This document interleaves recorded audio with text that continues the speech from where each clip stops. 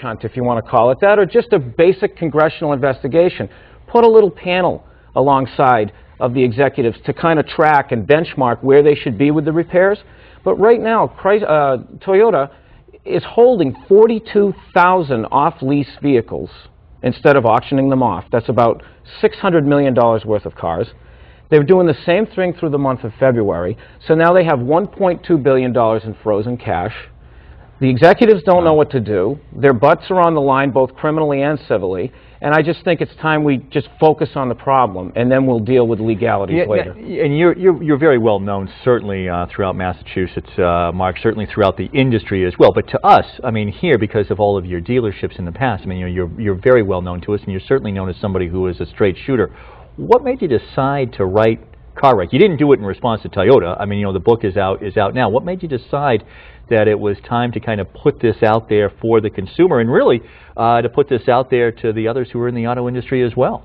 Well, I've been kicking around car dealerships since I was 7. You know, I'd follow my father in, he'd put a broom in my hand, and when I was old enough I could clean cars and work in the parts department, and by 18 I was selling cars. Through my whole experience in the car industry, though, I found a supreme focus by the consumer on dealer profits.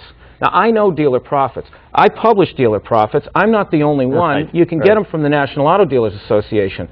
That's fine. You can negotiate like you're walking through a Moroccan bazaar and get an invoice-based price, no problem, except that the other 90% of the looting that occurs in your finances is off your radar screen. People don't look at that part. So I encourage them, if they want to learn how to negotiate, there's a half-dozen books out there right now they can get. If they want to learn about the real pain, the real problems, where most of their money is going right now, they need to read that book. They need to pick up Car Wrecks. They're really coming at it from a different angle. What's the feedback that you've gotten so far? There are some people who are giving you a little bit of blowback for having written it?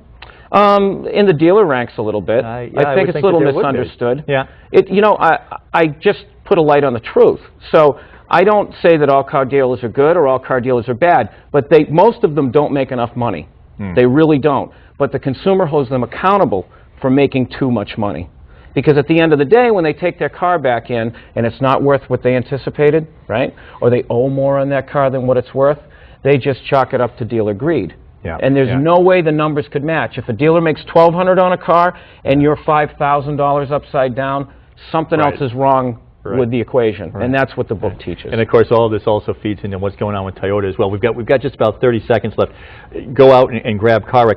Do you think, though, that there is also, as I've been watching the whole thing with Toyota unfold, that there is sort of a cultural divide? I mean, you know, when they come and they, you know, and the head of Toyota, you know, I mean, apologizes, that it would be taken differently in Japan than it is here in America. Just the way that you were describing the congressional panels that they're going up against, I'm thinking probably that's not what they're seeing in their home country. I flew back and forth to South Korea half dozen times throughout my career. I was on several councils and committees to help them with some of their market entries here in the States.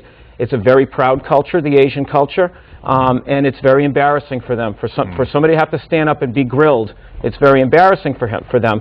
You know, but that said, they have enough talented U.S. executives here that if they put their heads together with the dealers and figure out how to fix 4.6 million of these problems, I think they're going to be okay. I think we need to, you know, scold them, but now get out of their way and let them do their job. Mark Ragsdale, the name of the book is Car Wreck. Go out, pick it up. Mark, thank you for coming in this morning. Thank you for having me. Appreciate it. Thank you. Right here on Wake Up Worcester.